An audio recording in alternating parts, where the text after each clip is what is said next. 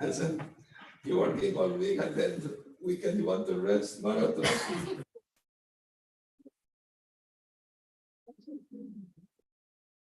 Do everything for this. How are you? You feel? Yeah. Good thing I also feel. See? I didn't go there. I didn't go here. Okay. I was rushing to the promenade in Mexico City. And I saw the road, the street was a little dark. I didn't see a bump in the middle there. Went flat. And because I was chanting Japa, put my. But it's getting better now. You will get better soon. All right.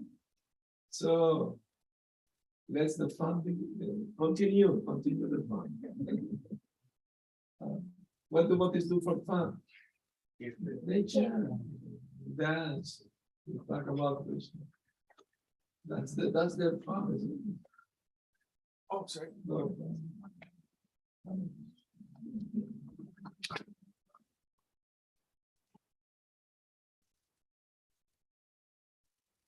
Let me do this.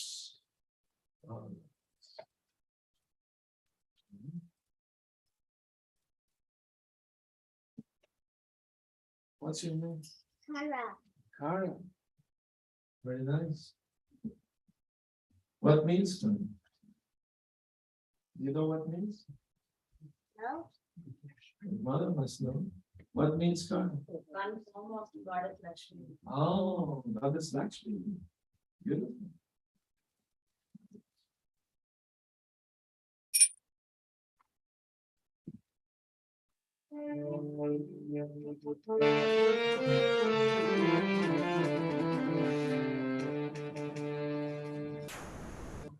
Should we do it like this?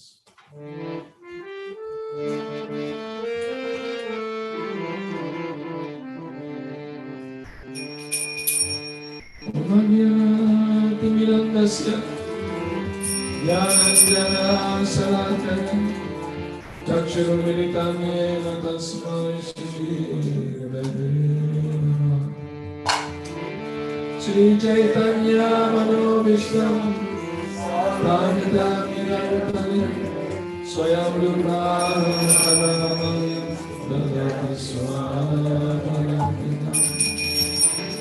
Vandeham Shri Guru Srita Parakama Shri Guru Vaishnava Shubham Sarvajam Savana Raghunatham Vikamam Sajivam Sadvaitam Savarutam Parijana Savitam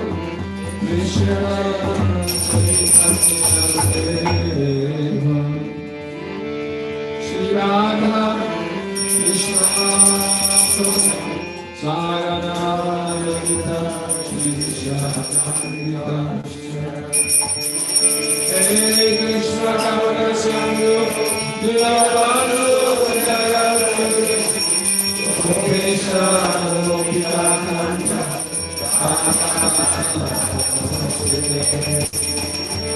Bhakta Kanchana Gaurati Radhe Vrindavaneshwari Vrishabhanu Sundari Dhanamati Hariye Panchakaraya Uttasta Asithu Devacha Jaya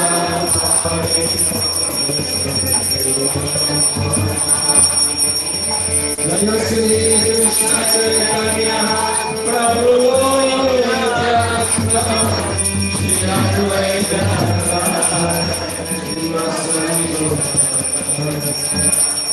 Hare Krishna Krishna Krishna Hare Hare Hare Rama Hare Rama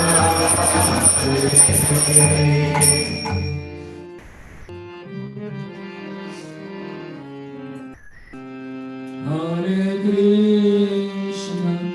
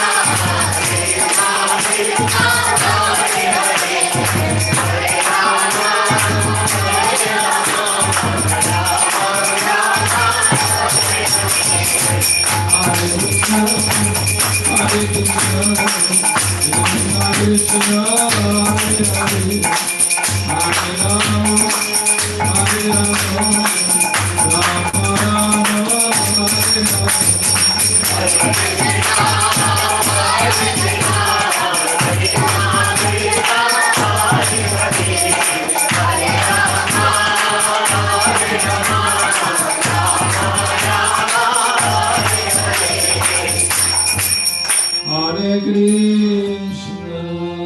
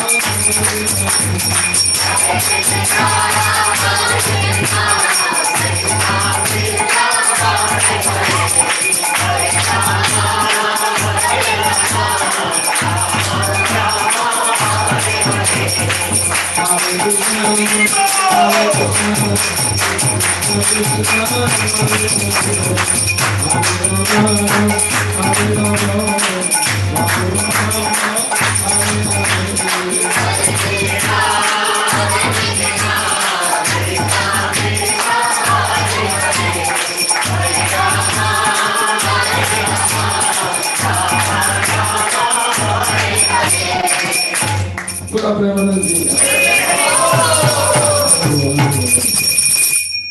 very nice, very nice. These kids, I like them very much. They're very enthusiastic in Kirtan, no? Be good Kirtaniyas. Already good Kirtaniyas. They will lead the Sankirtan, future Sankirtan. Hare Krishna. All right. So let me see your face. Those who have mass, take mass. I would like to see the faces. Oh, nice faces. Don't cover the face. We are not robbing a bank. Everybody know mass, no problem. Nobody has COVID here. No? Don't worry so much. I mean, now COVID is like a big flu. That's We don't want others to get because of us. no. Just for others, we wear. This doesn't protect others, protect you from. So don't worry, others have.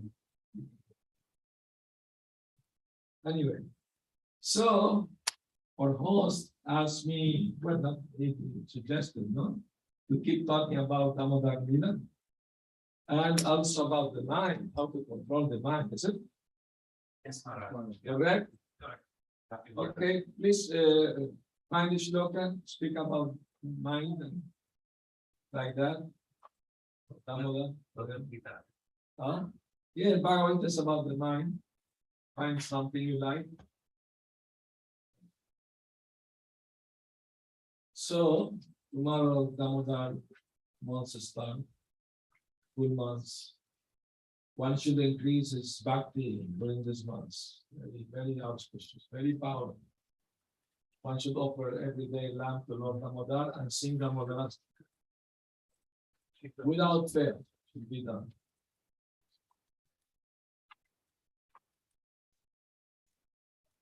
This is new. Yes, I know. That's very fancy thing. Technology is, no, it's good that you use it for Christmas service.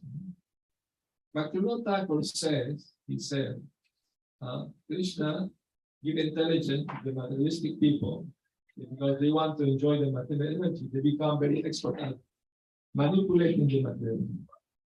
But the Vaishnava take advantage of their, invention. They use it in Krishna's service. Like that. Prabhupada used dictaphone to write his book. He was not writing, he was a speaker. Others would type what he said. So everything can be used in Krishna's service.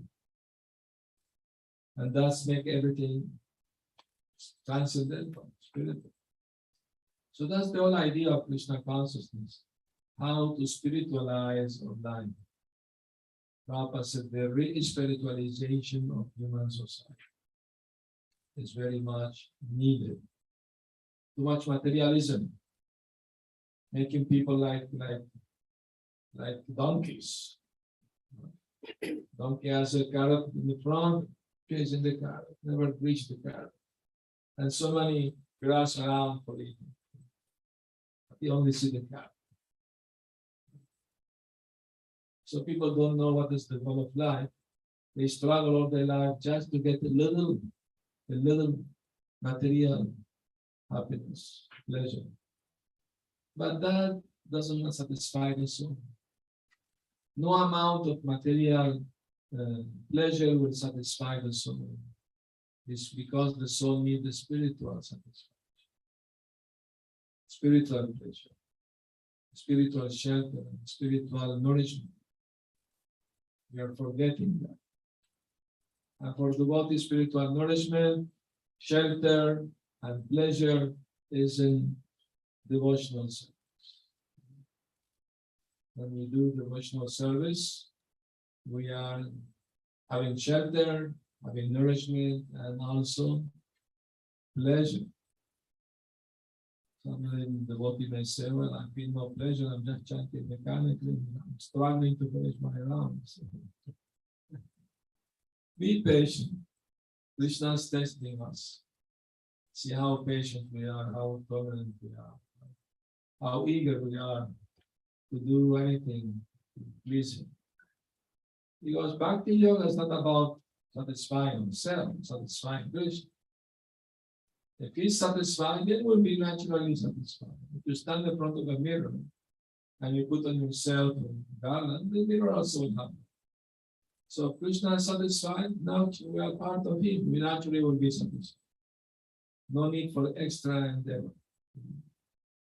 Sometimes devotee asks, oh, I'm chanting, I'm not feeling anything. That is good, you're not feeling anything. I was worried that you would say I'm in ecstasy. Okay? Then I will be worried. So that means there is hope. One day you will feel something. Just keep chanting, don't stop chanting.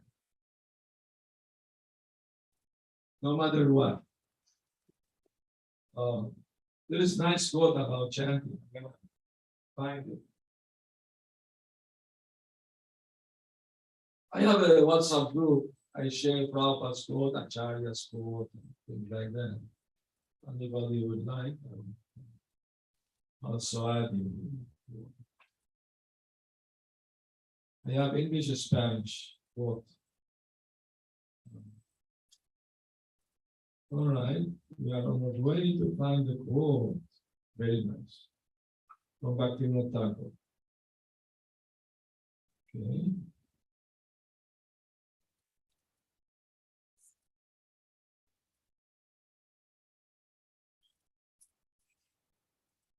It's called Chant Anyway. Have you heard about this? I guess you have. Okay.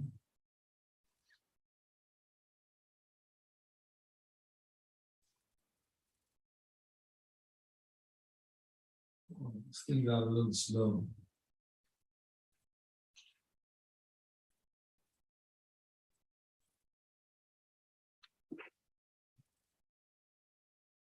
Okay, here it is. Your mind is wandering around the universe when you chant. Chant anyway. Your mind is wandering into the past and the future when you chant. Chant anyway. You cannot concentrate on the names of Krishna while you chant. Chant anyway. You do not like to chant. Chant anyway. You have lusty desires. Chant anyway. You are committing offenses when chanting. Chant anyway. Once a devotee in Spain asked me, I'm chanting 16 rounds. Oh, congratulations. Very back time. No need devotee. But I'm committing many offenses. Should I stop chanting? No, you should stop making offenses. Never stop chanting.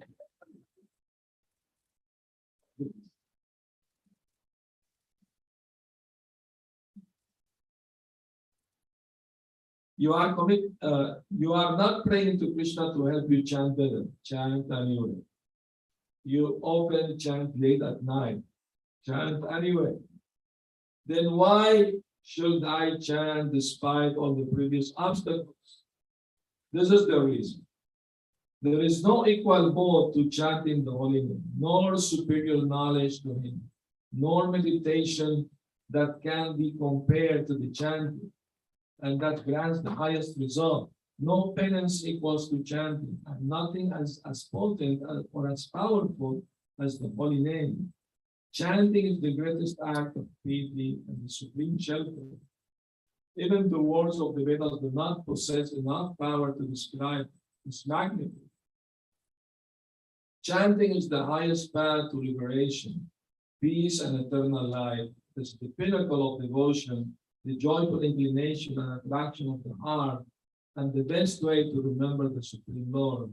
The holy name has appeared as Master and Lord only for the benefit of the living entities, as their supreme object of worship and their spiritual guide and mentor.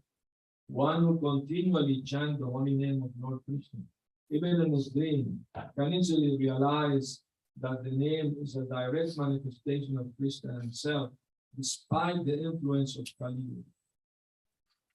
Bhakti Sharanagati, quoted from Adi Puran. Harinam Prabhu Ki. Beautiful. So, we have to keep chanting no matter what.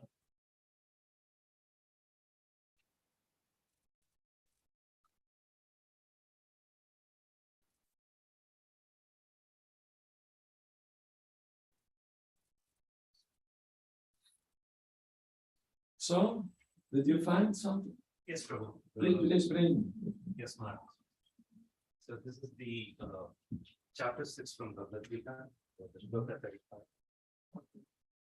You don't use any books, physical books anymore. We do have it. Yeah, physical book. I prefer physical.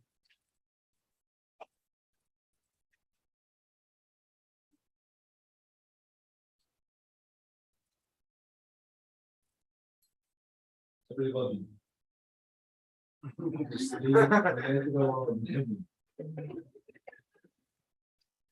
Hypnotize.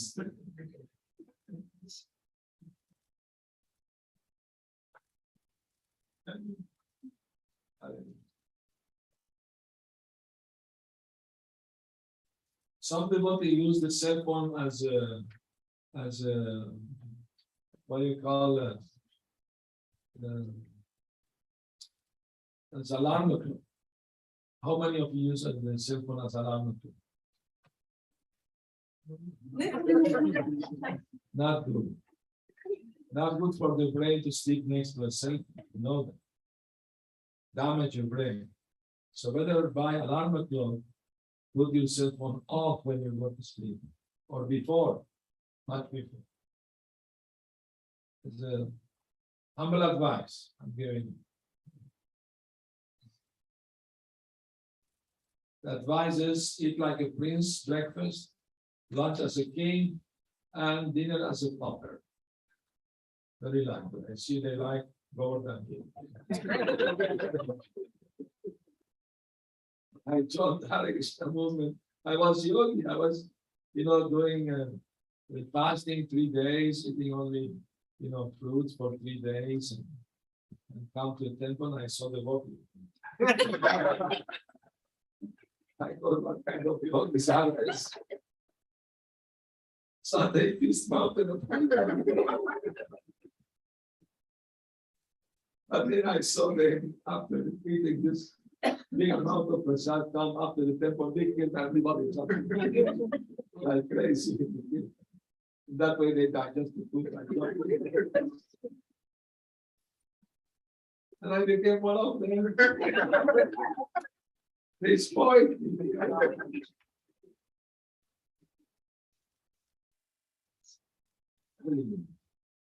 Okay. So let's start philosophy now. Become serious a little bit. All right, so this is Srimad Bhagavata Sati, 6th chapter, Jnana Yoga, text 35. Shri Bhagavan Nuvacha Asamshanam Mahabhahu Manodurni Graham Chalam Abhyasena kutanteya vairagyena chakrivyate.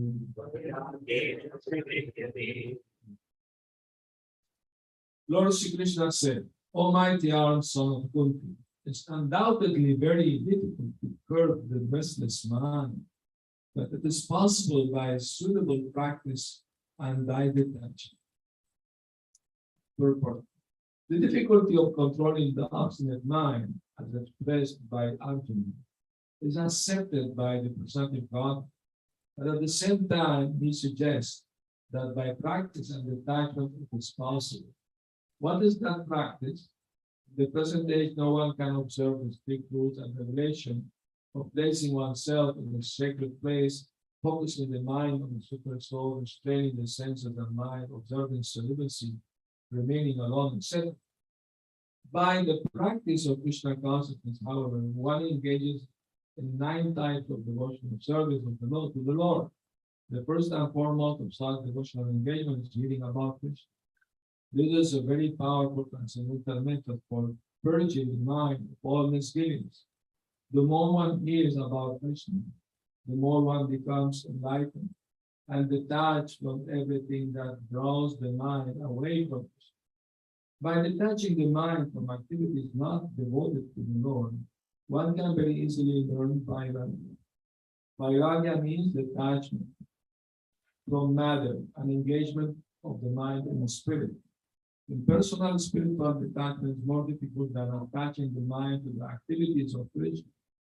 This is practical because by hearing about Krishna, one becomes automatically attached to the Supreme Spirit. This attachment is called Pareshanubhuti, spiritual satisfaction. It is just like the feeling of satisfaction a hungry man has for every morsel of food he eats. The more one eats while hungry, the more one feels satisfaction and strength. Similarly, by discharge of devotional service, one feels transcendental satisfaction as the mind becomes detached from material objectives. It is something like curing disease by expert treatment and appropriate diet. Healing of the transcendental activities of Lord Krishna is therefore expert treatment for the mad mind, and eating the foodstuff offered to Krishna is the appropriate diet for the suffering patient. This treatment is the process of Krishna.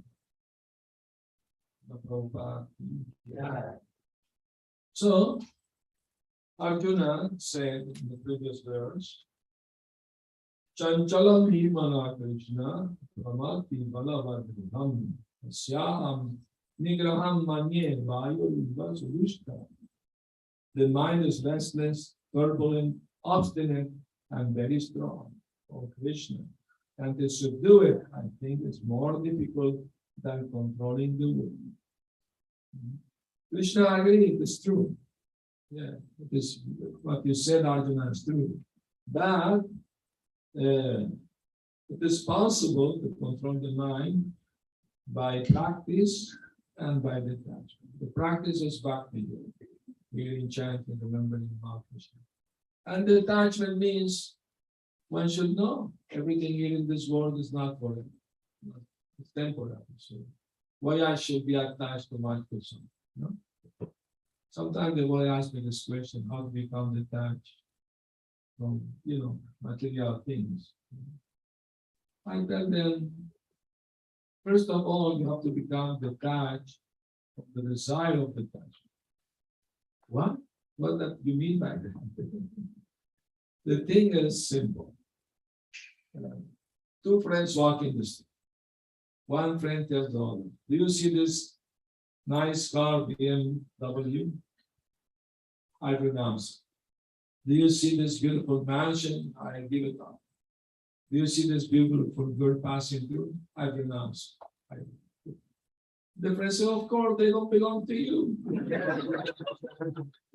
It's easy to give up things that don't belong to you. It's not difficult at all. So the same way, if we understand that nothing belongs to us, There is nothing to be detached from. Just to be detached from the idea that actually I am the owner of something. Something belongs to me. That's the whole idea. We have to give up. Be detached from detachment. That I have to be detached of something. How can I be detached of something if nothing belongs to me? Isn't it?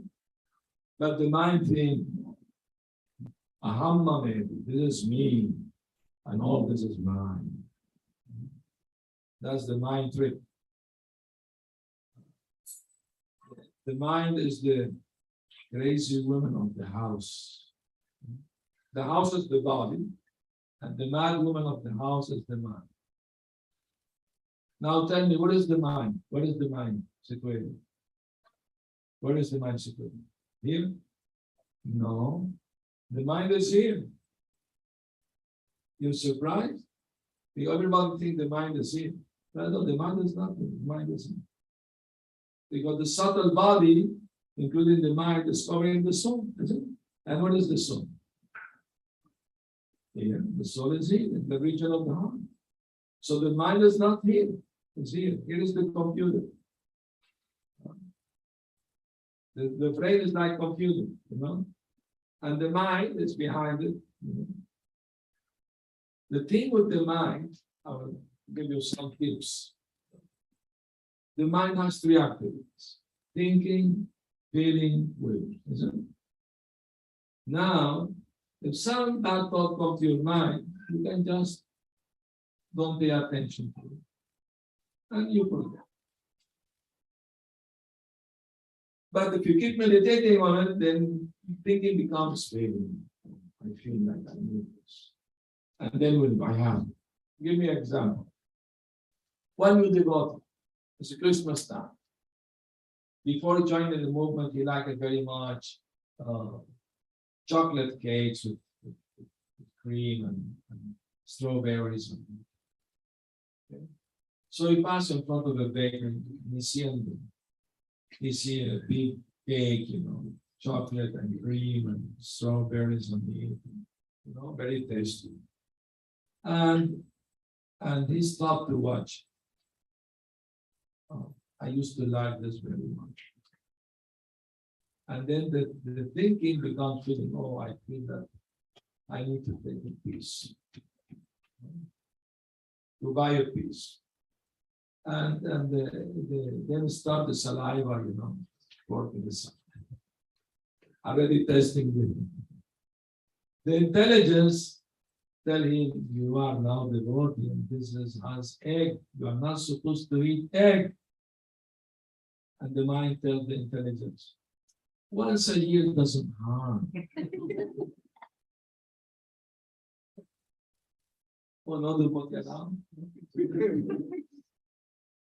So the mind plays tricks like that all the time. So we have to be aware of the movement of the mind, vigilant, Don't think that we are the mind. I want this. No, you're not the mind. Because the same mind we have now is the same mind we were having through so many bodies. The mind doesn't die with the gross body. The mind is subtle, material but subtle. The mind takes us to the next mind. Yam yam bapis maram bhavam yachakyanti padaram tam tam mevaiti kaunteya sada bhavavam. According to our state of mind at the time of death, that will take us to the next one. Undoubtedly. Remember the story of Bharat Maharaj. He gave up everything. His kingdom, his beautiful wife, palace, everything, to completely engage in bhakti. He went to the forest, detached from everything. But he became detached to a small being. Because his devotee naturally wanted to help all living entities. The one tiger was chasing the mother, and she jumped into the river. She was pregnant and she drowned, died, but the small baby was born there and was fighting for his life in the water. So Bharat Maharaj saw this in front of him, reacted. If you see something you can help, you must do it. It's your duty. It's not. You know. Prabhupada say if you see a man on the building at the point of jumping, you try, no, don't jump. Please don't do it. Once I was doing book distribution in South America, and there was one man like that, point of jumping. And there were some young people drunk. Oh yeah, jump, jump. You want to see God. Jump, jump.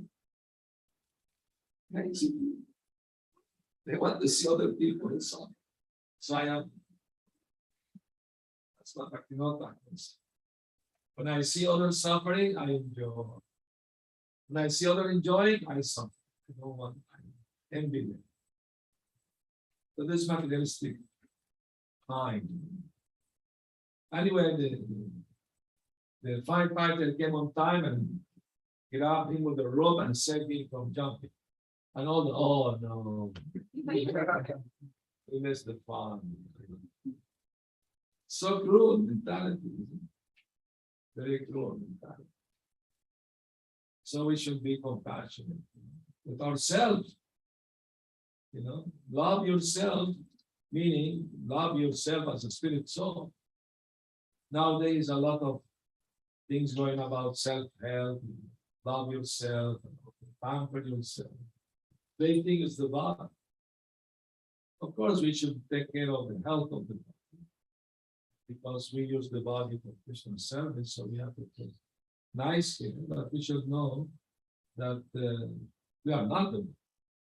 This is the big. Somebody has a car, nice car.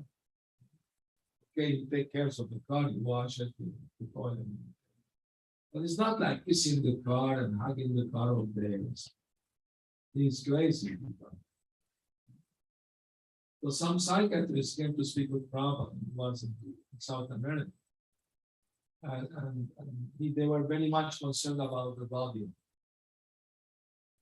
That our duty is to keep the man, person, in the best physical condition, you know, and also the mind, peaceful mind.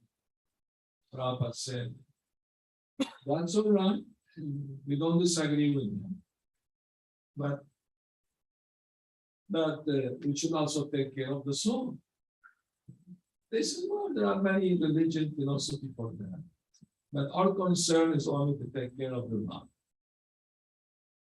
And Prabhupada told them, okay, that's what you think. But what is more important, the soul or the body? They said, both are equally.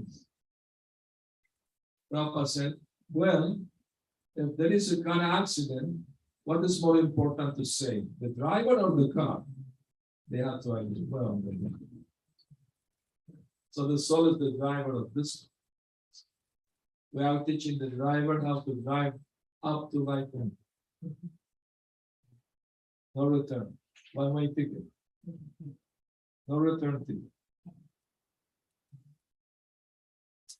Anyway, so tell you one story about the mind. Real life story. I was with one devotee, we were doing book distribution.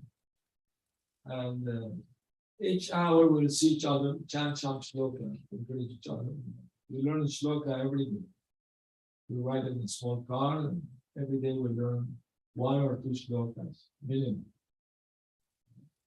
So after an hour, I met him and he was very excited, very happy. I said, what happened to you? He told me, oh, you will not believe what happened. Tell me what happened. He said, I was trying to give the books to people. Everybody's saying, no, no, not interested, not interested. Go find a job.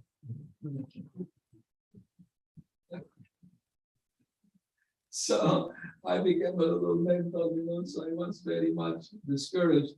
And I sat down in one corner, I should go back to the temple. Nobody wants to buy the books. And next to him was a music store. They sell music. At that time, no CD was a billion. So they put one song, by one Cuban singer. Her name is Celia Cruz. And she was singing a song in Spanish, of course, but the song said, I feel pity for you, boy. You are on the mental platform. The devotee could not believe it. You are on the mental platform, boy. I feel pity for you. That's what the song said. In the Spanish sound like this. Lo tuyo es mental, muchacho, que pena me das. Que pena me das, muchacho, lo tuyo es mental. So he said, no, possible. Krishna is that chastising, correcting me for this. Sometimes Krishna may speak to you, to some person who's not even the one, to correct you. Something. So he woke up, no, I can't be in my this. Jai Sri Krishna, Jai Prabhupada, Namo Vishnu Padaya, Jai Sri Krishna Chaitanya, Hare Krishna, please help me. Start opening the book, everybody goes by. So we have to get out of the mental platform. Mental trip, the mind takes you. Prabhupada was trying to help the devotee break the mind. Don't listen to your mind. Listen to me. Listen to Krishna. Because if you keep listening to the mind, you end up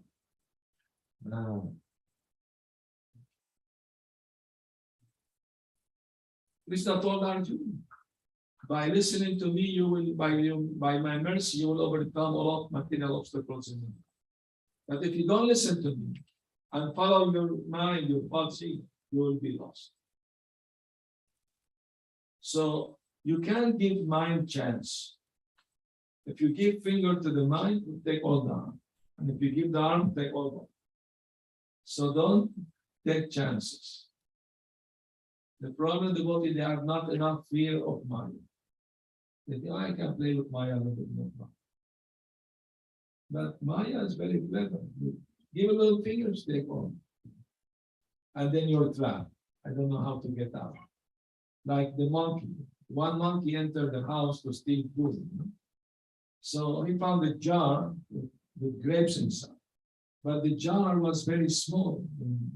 The mouth of the jar was small. So he's hardly squeezed his hand inside and grabbed the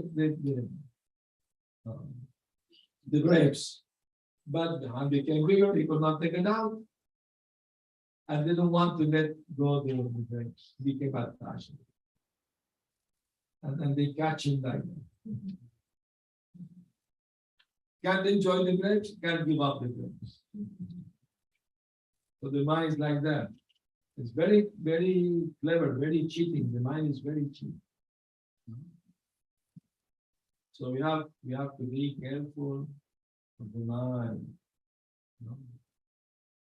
Check the movement of the mind. Even great sage know sometimes the mind, some weird thought may come to the mind suddenly. From where does this come? You have been with so many bodies in so many lifetimes. Some thought come suddenly. Don't pay attention. The best thing with the mind is ignore it. It's like a whimsical child. And goes out on the street, buy me this, buy me this, buy me. I want all. Father said, I forgot my wallet at home. Tomorrow. Like that. In South America, they have the small shops. Some of them have the sign. We don't give credit to them. We give credit to them. The same sign is them. Tomorrow never comes. So you have to check the mind like that. Okay, not today. Tomorrow. If you say to the mind, never becomes more than that. I have to check the mind. No, not today. Maybe tomorrow. It's like one day, one family had some issue with the son. The son was like 10 years old. He was very healthy. He liked it very much sweets. So every time they go out of the house, he demand, buy me so many sweets. Buy you one. No, I want 20. Rasgulla, Sandesh, Malai, Rasmalai, this, that. No? But it's not healthy for you to eat so many sweets. No, I want. If they don't buy you, big scandal on the street, create disturbance, and then shame in front of everybody. So they went to reach to a sage for help. At that time, I was a psychologist. So they went and they asked for help. They explained the situation of the child. The sage said, "Yes, I would like to help you, but I can't. No, I can't today. Please come in 1 week from now. I will speak to them." So after 1 week, they came back. And he said, "Okay, give the boy, I will talk to him." And he spoke for him like 1-2 hours. And then the boy went to his family and he changed.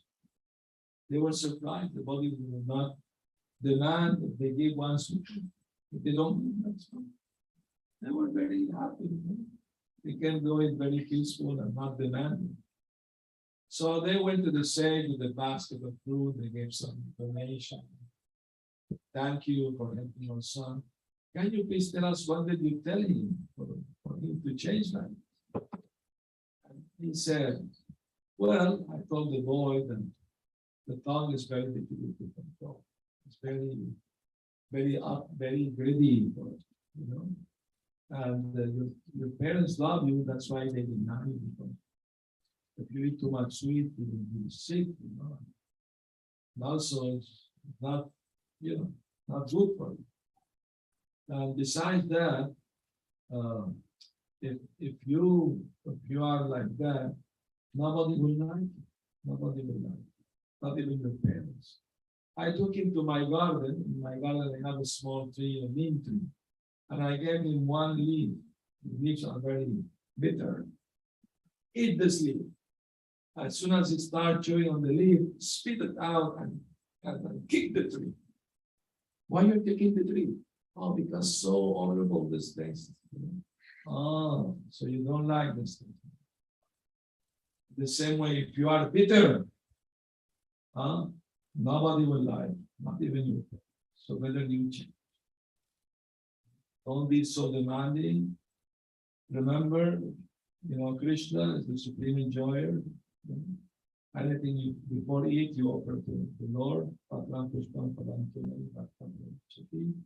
Don't demand from your parents more than what they can do. Be satisfied. Eat peace. Don't be bitter like this namely. The boy, oh, that's true. If I'm bitter like this, nobody would like me. So that's what I told you. Oh, thank you so much. But can you please tell us why you make us wait for 1 week to tell him this? And the sage said, "Well, to tell you the truth, I also like sweet very much. I have to stop eating sweet for 1 week to have the moral to tell him. Control your tongue." So our process teaching by example. I remember in school, college, one professor was very strict. If any student comes smelling alcohol, kick him out of class. Don't come to my class drunk. Out of it. But one day the same professor came smelling alcohol. So one brave student told, "Oh, professor, you were smelling alcohol today." And the professor became angry. "You do what I say, not what I do." So that's not our philosophy. We should preach by example. The parent can tell the son, "Don't smoke, don't drink," with the cigarette in hand. Wine in hand. To give example. No double standard. That's important. Preaching by example. Otherwise, don't preach. I remember once a very nice gentleman coming to our temple. Let's go. That's out of the And he became nice friend with the boys and with me also. And he told me that he had bad experience with another group, not this one, another group. Because he made friendship with one devotee of that group. And he was preaching for him everything. And he one day, he was not devotee yet. He went to a discotheque and he saw the devotee in the discotheque with a glass of wine and dancing with a nice girl. And he came behind and said, "Honey, go." God pay for us. God. So, if we have to preach what we practice, if we can't practice what we preach, then don't preach. Otherwise, it would be hypocrisy. You should be careful. Like Chaitanya Mahaprabhu told to Haridas Thakur, some practice but don't preach. Some preach but don't practice. But you are so glorious because you do both. You practice and you preach. So that's very glorious to do both things.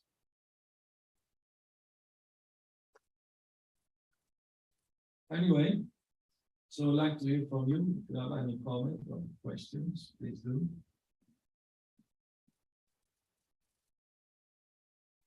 Any suggestion from our host? Thank you. Thanks a lot, Maharaj. That was a beautiful explanation. I actually had a question from yesterday's lecture. Please do. So you made this interesting point about Prahlad. Yes. You mentioned that he already knew about Krishna even before Krishna Came to this came planet. to this planet. Yeah. How do you explain that? Like, and are there other instances where they quote? Remember that he was the disciple of Narad Muni from the womb. Narad Muni is a great devotee of Krishna. Okay? So he heard about Krishna from his womb. That's simple.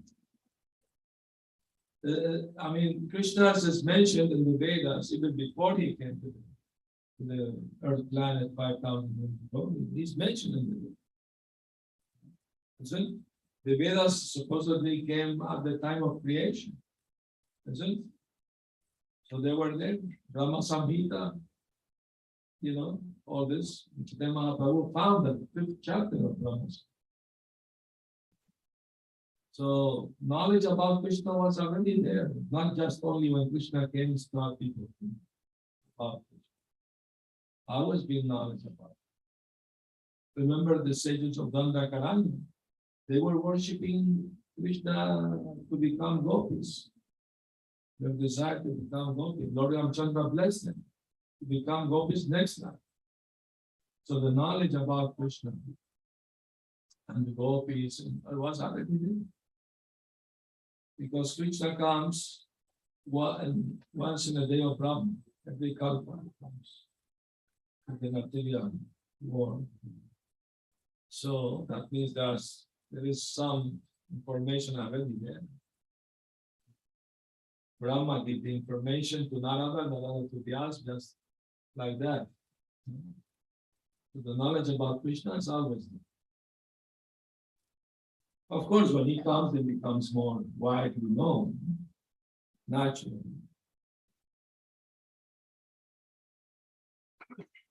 So Prahlad Maharaj is actually the devotee of Krishna. But he also worshipped Nrsimha. He mentioned Krishna.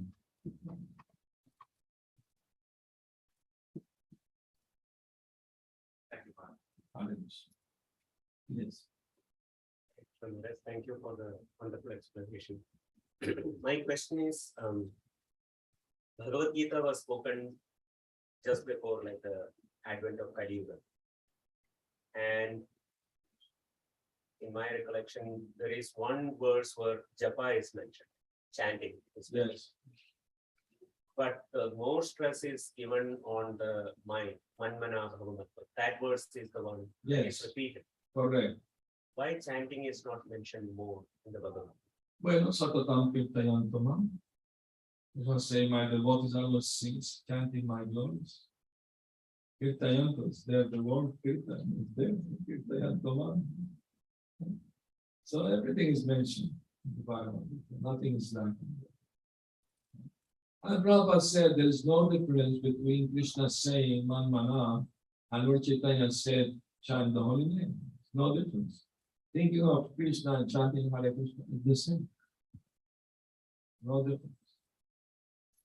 Because when you chant, there are 9 processes of devotional service. The first 3 are the most important, hearing, chanting, and the 3 are present in one, which one is of the 3? No, chanting, kirtan. Because when you do kirtan, you also hear. And you must remember, and that your mind is traveling all over the universe. Still keep chanting. Chant and you. Eventually, the mind will pacify. Meaning, no matter what, don't stop chanting. Eventually, you will be able to pacify the mind. One should be attentive, not to give too much freedom to the mind. It becomes mad.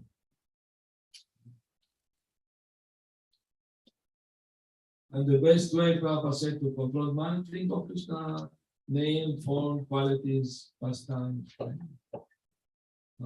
One day, Mother Yashoda was busy, so she asked the gopi to give Krishna his dinner.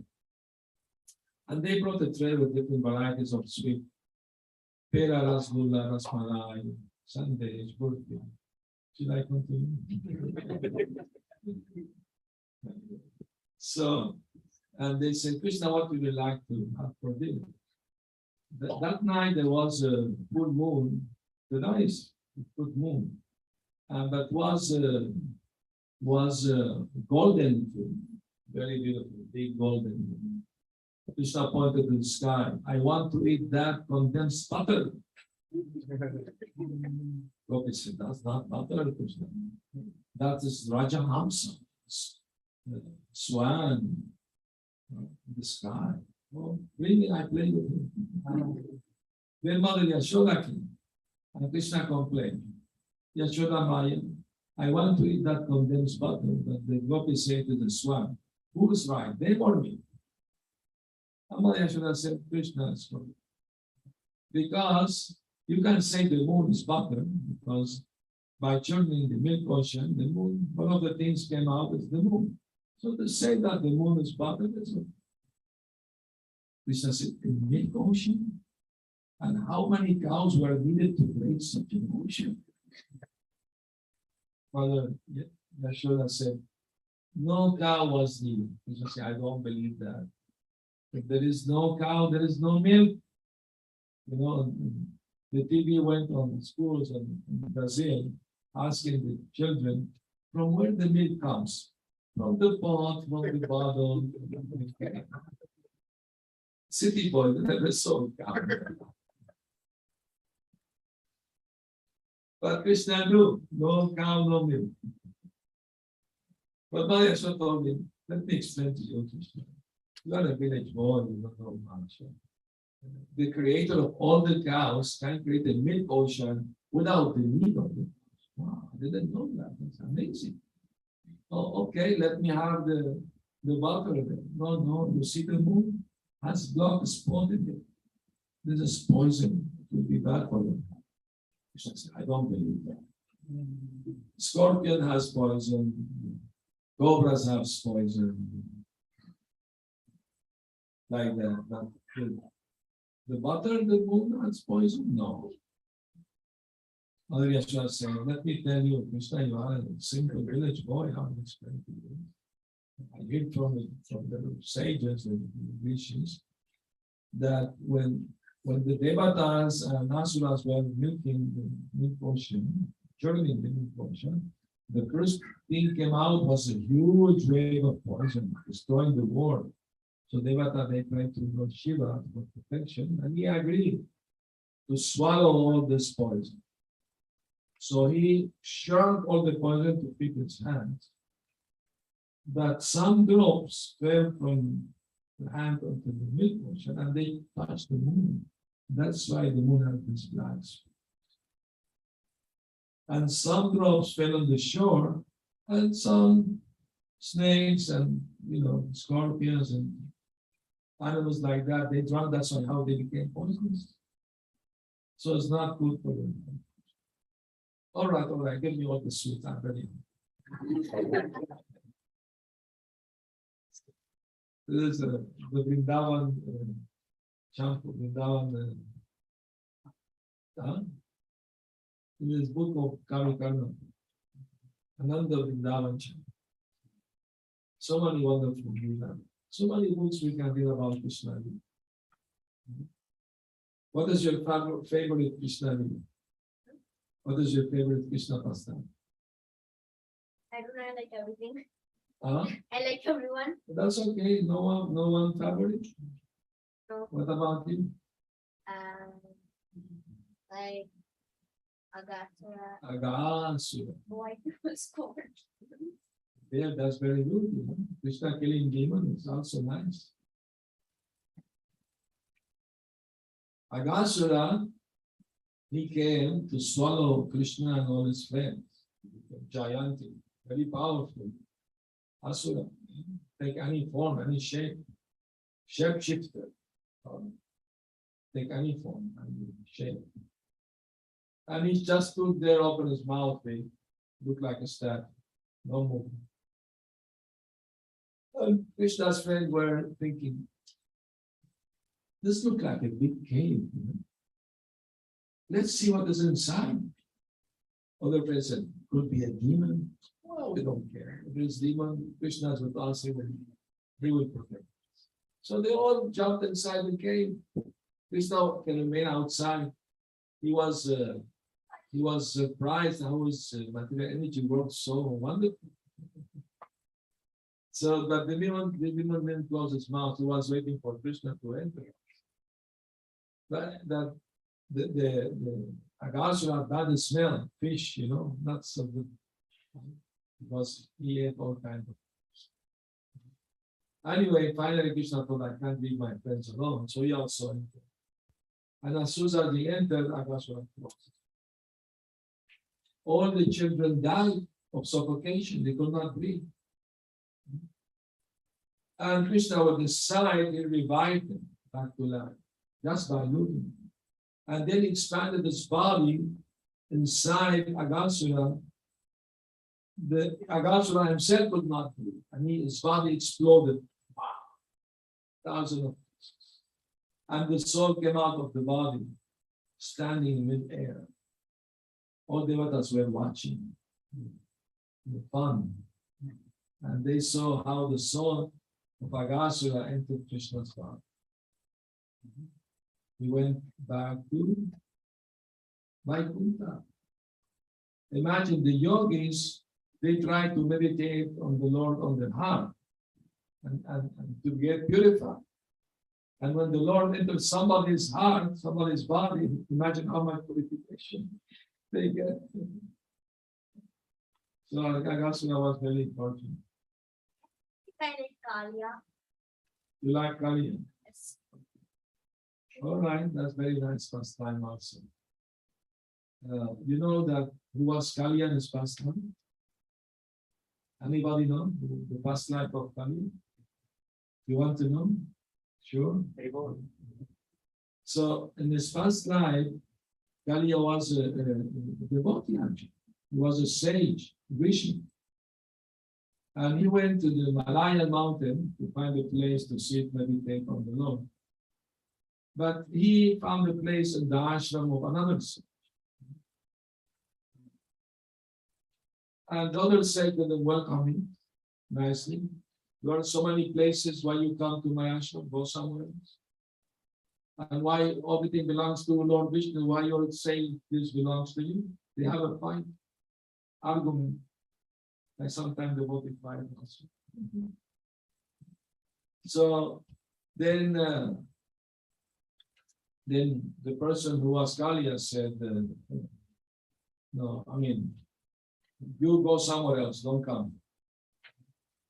The other sage said, you are becoming angry at me unnecessarily, hissing like a snake. Better become a snake in your neck. You're cursing me, I also cursing you. You become a crow next time. they both became unhappy, cursing each other. They regretted, both they prayed to the Lord, please forgive us for cursing each other. And Lord Vishnu came. Was he pacified both of them? You are my devotees. Don't worry, you have my protection. So he said, the one you will become Kaliya. I will dance in your fruits. I will give you the grace. And the girl, you will never forget the transcendental knowledge you have. And you will have the association of your Ram. Was blessed. So that's why Krishna didn't kill Kaliya. Krishna killed practically all the demons, not Kaliya, because he was devoted for fasting. And he also regretted, he asked forgiveness. When Kaliya was chastised by Krishna, Krishna was dancing in the woods of Kaliya, 100 woods, isn't it? And he was beating the head, he was vomiting all the poison and blood. So he became humble. He bit Krishna twice in his leg and his chest. Krishna tolerated. And you know why? Do you know why Kaliya took shelter in the Yamuna River? There's like a lake in the Yamuna River. Because of Garuda. He's afraid of Garuda. Because the snake have an island in the middle of the ocean. And Garuda will go often be there and eat some snake. I mean, it's Vaishnava, but it's an eagle. Eagle, they like to eat snakes and fish. Anyway, so he made arrangement with the snake that every day they will offer one snake to him, he will not touch the others. That was agreed. But then Kaliya became very proud because he had 100 foods, huge meat, snake. He swallowed the other snake. Snake eat each other. So Garuda became angry at Kaliya and started fighting. They had a big fight, And Garuda with the swing, he was chastising Kaliya very much. So Kaliya was fighting for his life. He was being chased by Garuda. But then Kaliya had a friend, snake called Vasuki. Vasuki told him, go to a lake in Yamuna. Garuda will not dare to go there. And you know why? Because there was living a sage underwater doing tapasya. What was his name? Huh? Shabari Muni. Yeah, Shabari Muni. Shabari Muni was such a powerful yogi. He was living under the water. No problem. And sometimes Garuda will come and take some fish to eat. And one day he grabbed the king of the fishes, the biggest fish. So the small fish became sad that the king was taken. So Shabari Muni, to show some sympathy for the fishes, he cursed Garuda. He said to Garuda, you cannot come here anymore. And if you come, you will die. So he committed 2 offenses.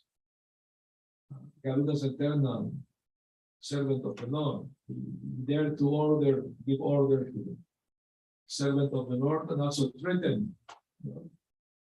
cursing. So that's why Garuda didn't go there anymore. Vasuki came to know about that. He advised Garuda, take shelter. Garuda will not go. And of course, Shabari Muni, because of his offense, he saw 2 fishes mating, he get agitated, went to Mathura to find a wife. He was yogi, renounced. And he went to the king of Mathura. Yeah, the king of Mathura had 50 daughters, young, beautiful daughters. Said, I want to marry one of your daughters. And the king was afraid of the yogi, very powerful, Because if I say no, he will curse me. He said, yes, of course. Anyone of my daughter who want to marry you, you can marry. But I don't want to force them. No, I also don't want to force. Only if they are. Okay. So call the 50 daughters.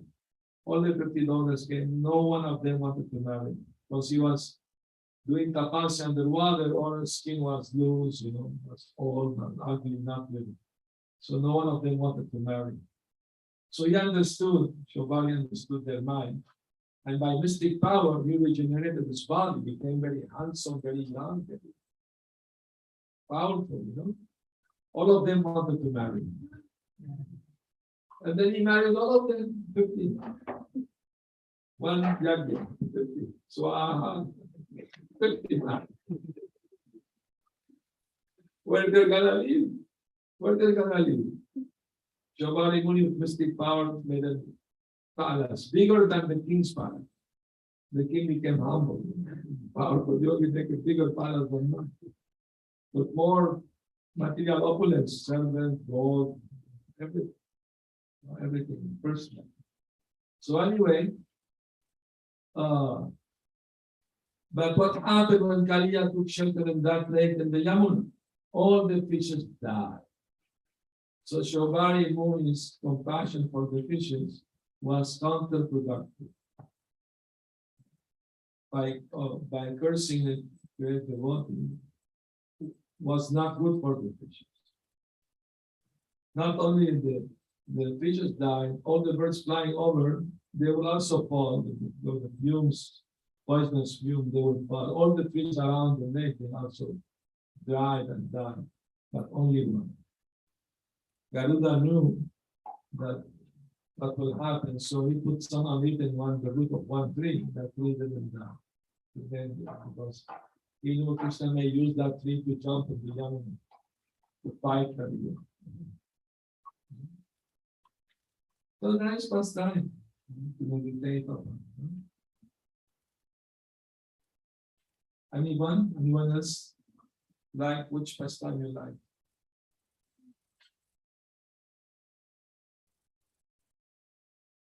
All right. Huh?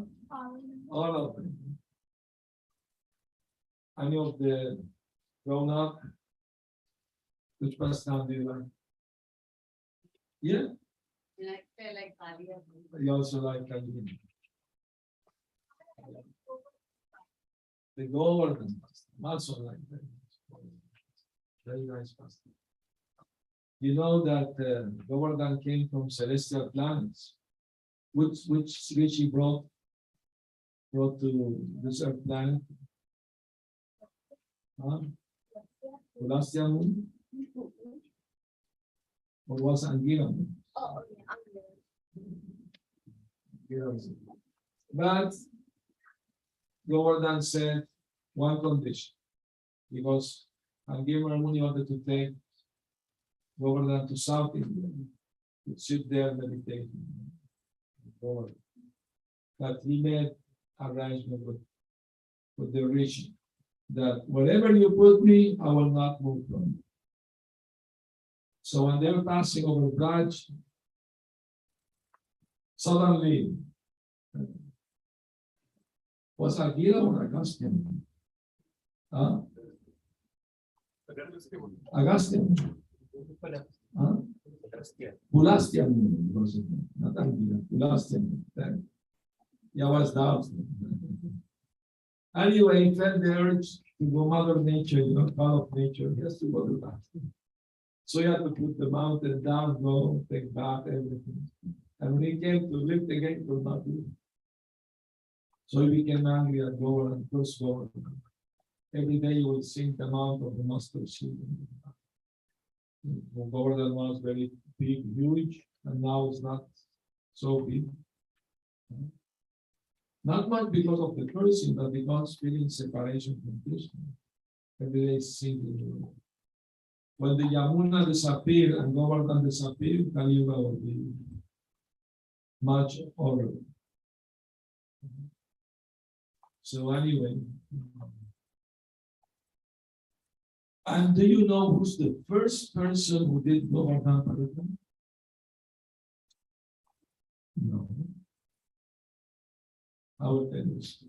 When I hear it, oh yes, okay. When Lord Ramchandra was building the bridge to Sri Lanka, he told Hanuman, bring some big mountain, we'll finish immediately. Yes, yes, my lord. So Hanuman came to Braj and he saw Lord, oh, this mountain will finish immediately. So he tried to lift, he could not lift.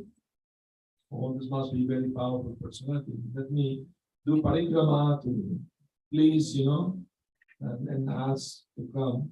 So he did parikrama. He was the first person to do Govardhan parikrama.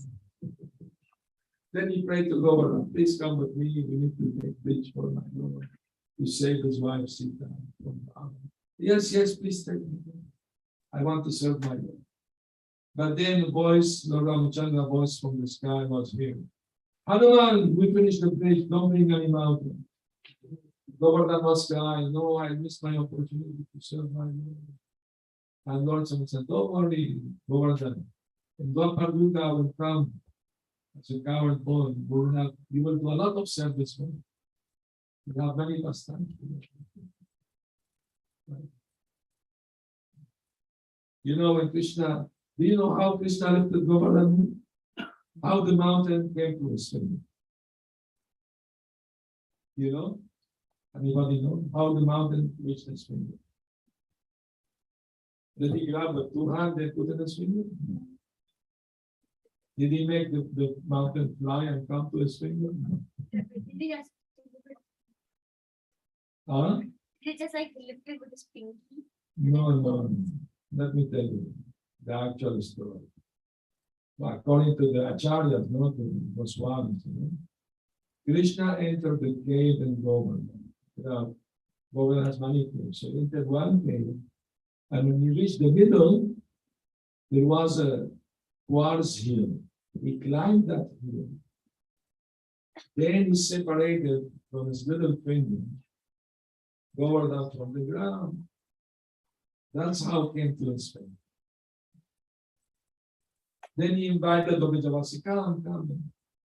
They first were not so eager to come, but they saw nice scenes, man, the rocks, everything so nice.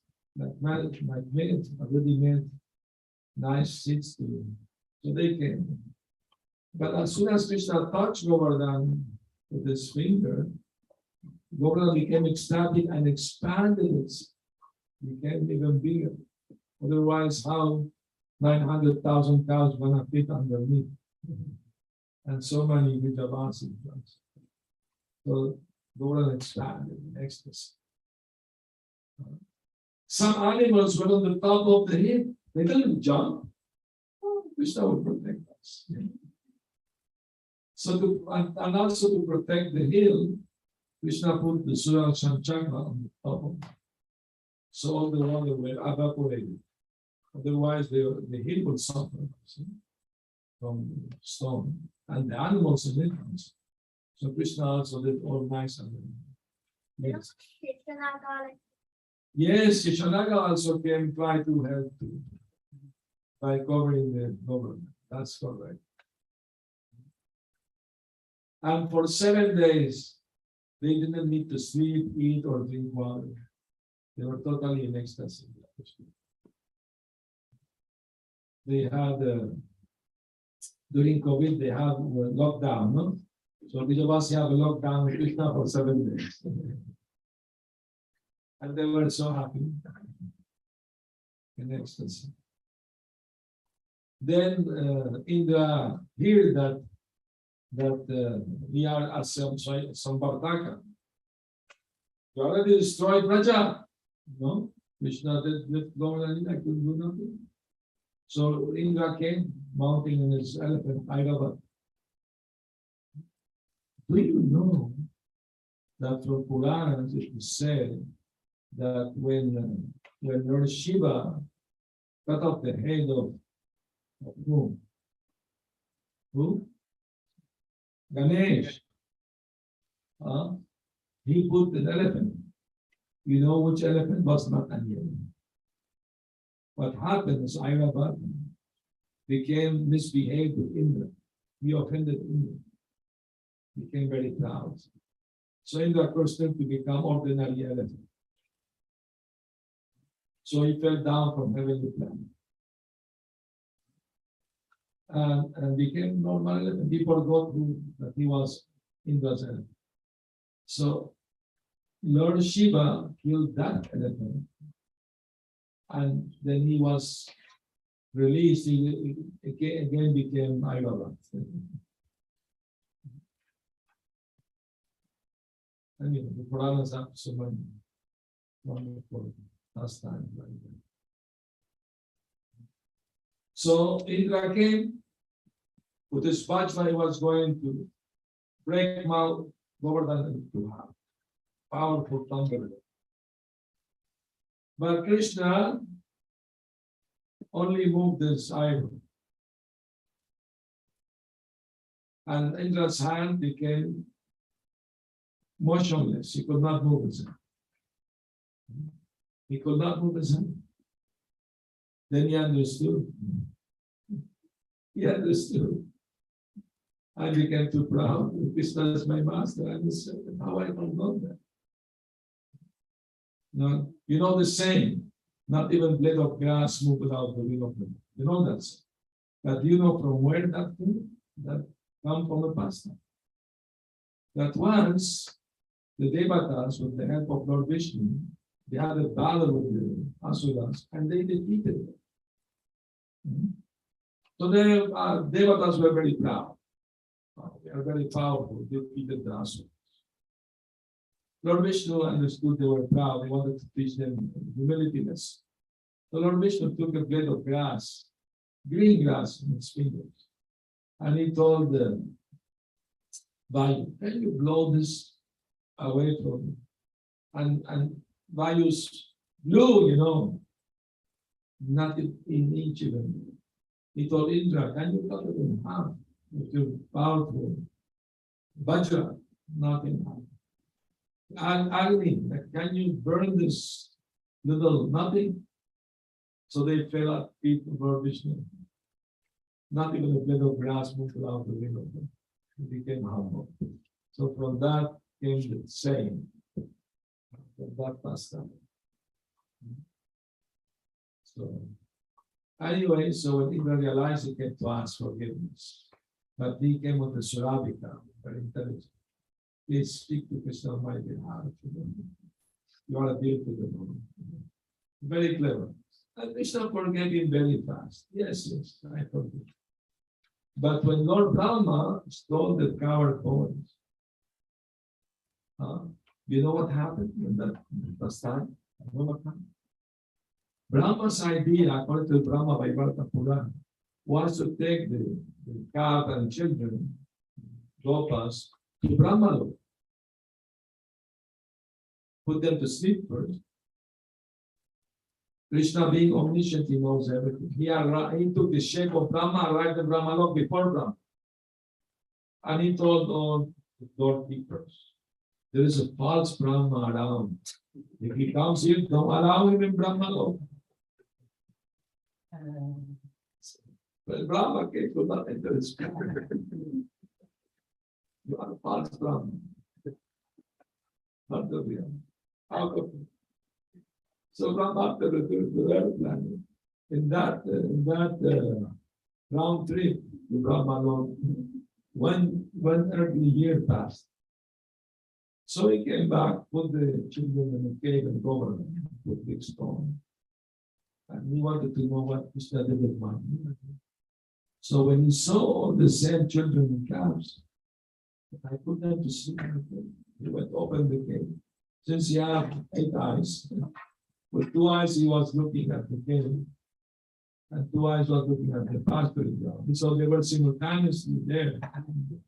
So he went to apologize, ask forgiveness from Krishna for stealing his friend.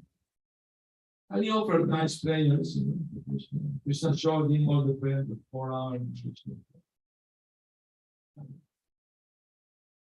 The amazing thing happened with this pastime is that all the mothers of Vrindavan had the opportunity to have Krishna as their son. Because they loved their son, but they loved Krishna even more than all children. But when Krishna became their children, they were so proud. Why we now love our children the same as we love Krishna? That's amazing. Not only the the humans, also the cows, when they saw Krishna as a cow, Balaram was at the Govardhan hill watching. And suddenly, big cow passed next to him at great speed, with the raised tail, the hooves flashing each other, running downhill. And why? Because her calf was at the foot. So immediately she started to lick the body of the calf and start feeding the calf. Yes. But that calf was big enough, he was already eating grass. He didn't need milk anymore. So the big coward men, they came to Simon. But they saw their children come. They were all Krishna's expansion. They forgot the cow and calf, they hugged the children, smelled their hair, cried, and loved. But Ram was watching all this. Saying, well, something strange happening. I know there is much love, but there is more than usual. So he asked Krishna, what's going on? Krishna, tell me the truth. And why Balaram didn't know? Because the day that the children were stolen, that the same day that Agasura was killed, was Balaram's birthday. So Nanda Maharaj told Balaram, you don't know to go to work today, stay at home. You don't need to go to take care of the house. Take vacation. It's your birthday. So I didn't know. Anyway, so when Brahma was offering prayers, also an amazing thing happened. That Krishna told the parent, all these boys and girls, they should be get married. Let's have a big sacrifice, married all. Okay, let's make arrangement. So Krishna married all the boys. That was their desire to have Krishna as their husband. Krishna fulfilled that desire. Anyway, so when Brahma was offering prayer to Krishna, Krishna was grave. So Brahma didn't know if Krishna forgave him or not. But with Indra, he said, yes, I forgive you very easily, he said. So why Krishna forgave Indra so easily more than Brahma? I mean, Indra was attacking to harm the Gujaratis. Brahma only put them to sleep.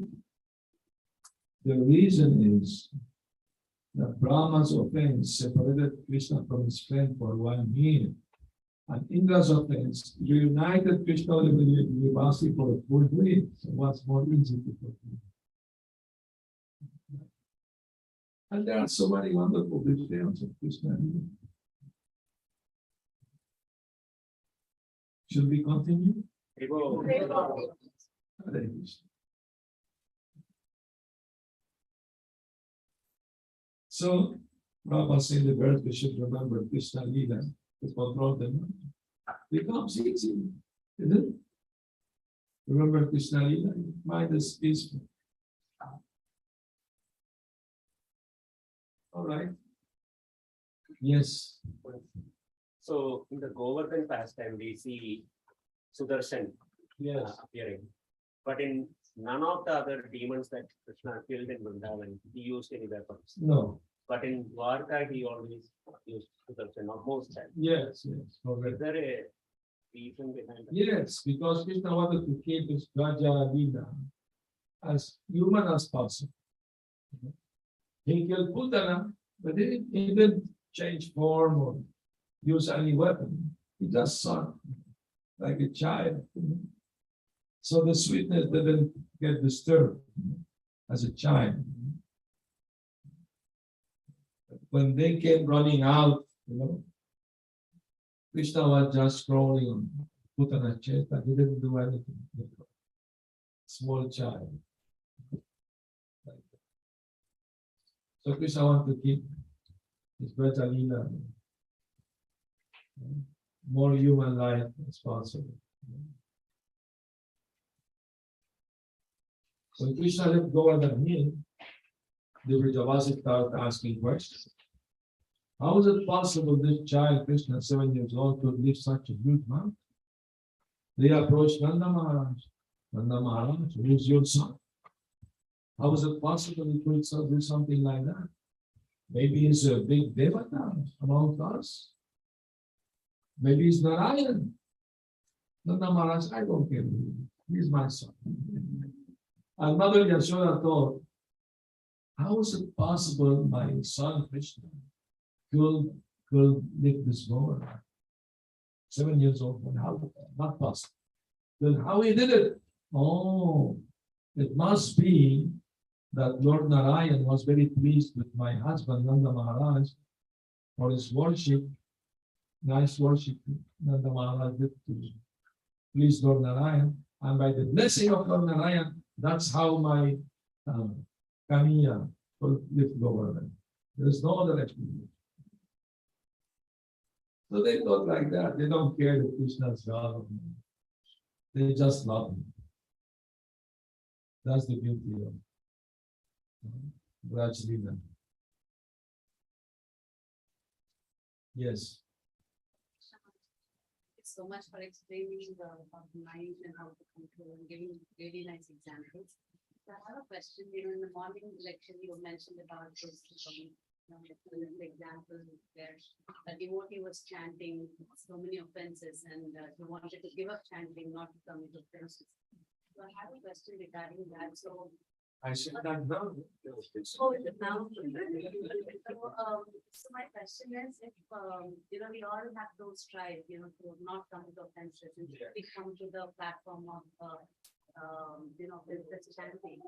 But when we commit offenses, we fall down. Right, we don't get mercy of Krishna when we do chanting. So, like how do we understand, like for how long does Krishna give us chances, to become, to come to the platform of offenseless chanting, because if we commit more offenses for a long period of time by chanting, then Krishna knows that the heart of him. There is Baba Grahi Janagna. One of Krishna's name. He knows the power of the feeling. If somebody is not committing offense purposely, but out of bad habit, the mind gets distracted. It's one of the most common offense. You chant unattentively. That's the most common. But Bhakti Thakur said that unless the devotee make an effort to chant more attentively, more offenses will be committed. So one has to work first in this way. And attempting chanting, try to chant more attention. That would help us not to commit all. So we have to work on that. More attention. When we make effort to chant with more attention, even when the mind goes away, you will notice and bring it back. Every time your mind goes, you bring it back. Exercise, no? I wonder what else, Prabhupada. How can I become expert at something? How somebody become drunk? By drinking. So you do every day, practice every day, you will become expert. Like this musician, no? You practice, become expert.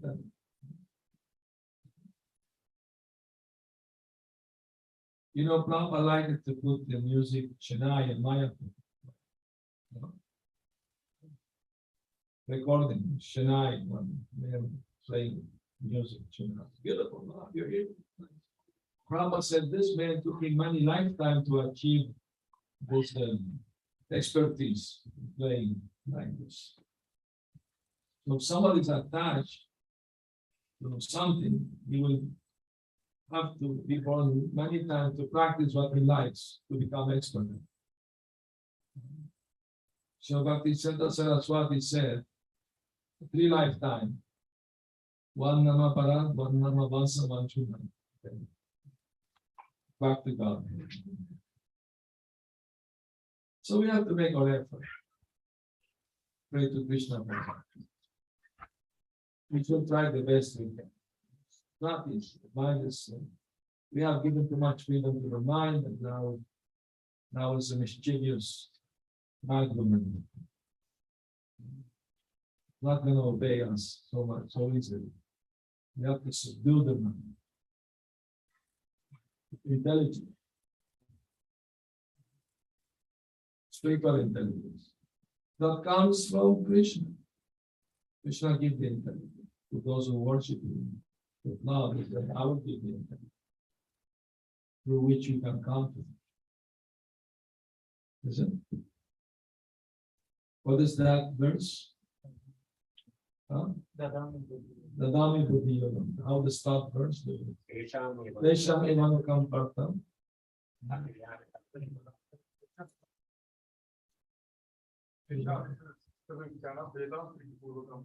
Dadami Buddhi Yogam. Tamyanama Upayati. They come to me. I give the intelligence to which they come to me. So if we rise and sin, Krishna will give intelligence. Also says in 15:15, right? Yeah. They use that interval. Oh, no, he's the not. He is the giver of. He gave him remembrance, forgiveness, forgetfulness, and knowledge, because it's a Paramatma. That's correct. So, Krishna sees our desires. And according to our desires, He will give us. But just desire is not enough. There is a Bengali saying, if desires were horses, all beggars would be riding horses. We have also the acting upon the desire. Practicing. Practice make the action. But just see Putana in her past life. She was Bali Maharaja's sister. What was her name? I mentioned her name. Ratnamala, yes. She just desired to have Vamanadeva's son to give breast milk. Just have that desire, but very sincere. And Krishna gave him position as mother. That's it. Only she had strong desire. It's not for feeling or a spiritual desire. Yes. But why has spoken? Uh, I mean, why Because when Vamanadev, the two-step took over the universe, she became angry at him. Well, this boy took away everything from us. Now we are nothing. She became angry. If I have poison, I will have poison.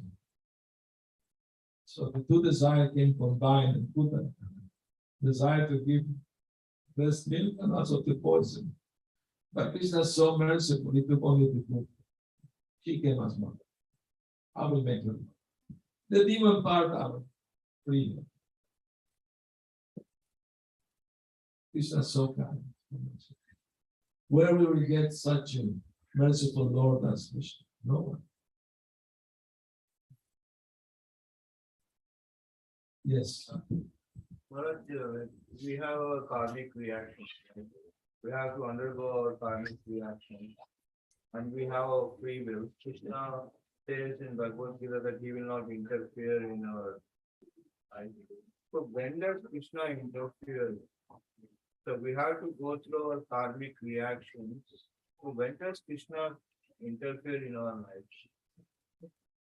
Krishna always interfere in our life. In the sense that he is very kind and merciful. If you see a little desire in somebody for a spiritual life, Krishna will try to encourage them. Because Krishna is more eager than us, we go back. He doesn't like to see us suffering. So if we do one step toward Krishna, Krishna will make 10 steps toward us. So Krishna doesn't miss opportunity to help us. Very loving, very compassionate. We are part of him. So Krishna does interview. When you see some spiritual desire, we want to serve him, we want to know him. He helps. But if somebody doesn't have desire for nothing, then he's neutral. He's not saying I'm neutral with everyone. But if somebody approach me to serve me, He's friend to me, I'm friend to him. Because there's reciprocation. It's a like to reciprocate. The feelings, the love. So according to what they surrender to me, I reciprocate.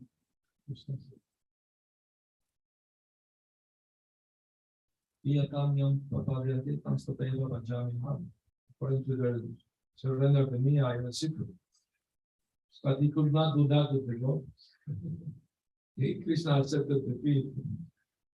I have no way to repay your love for me. Be satisfied with your own activity. Krishna told the Lord. He was overwhelmed by that love.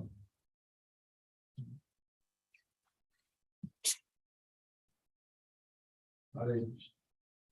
So thank you everyone, being patient in hearing It's very nice. the answer. Shila Prabhupada, Shri Jai, Lord Premanandi. Bhakti Sundar Goswami Maharaja ki.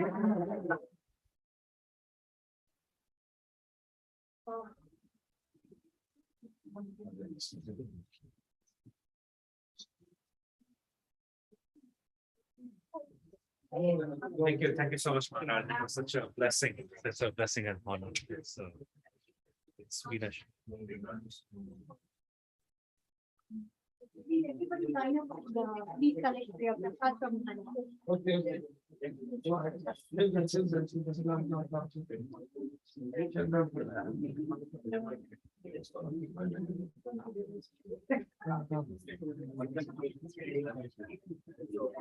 You can come for seconds also.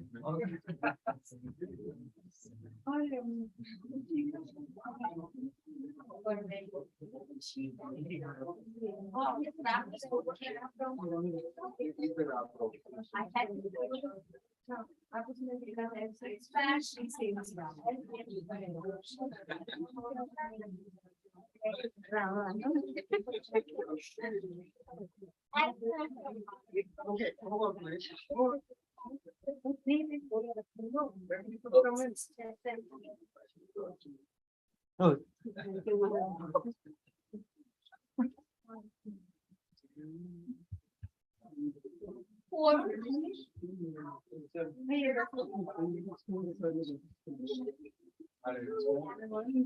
That's it properly.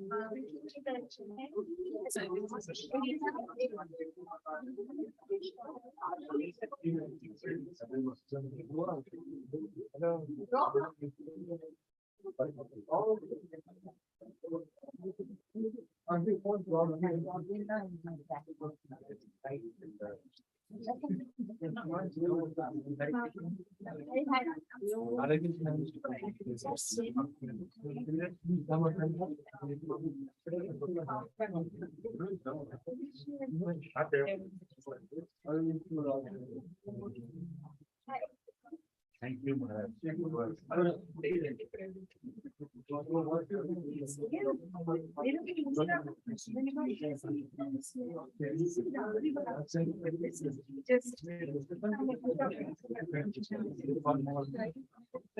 It's not easy.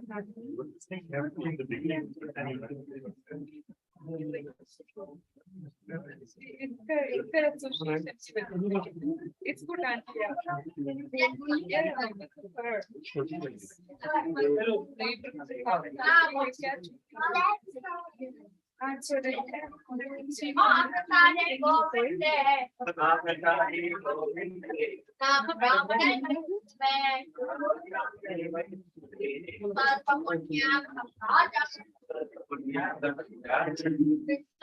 never die.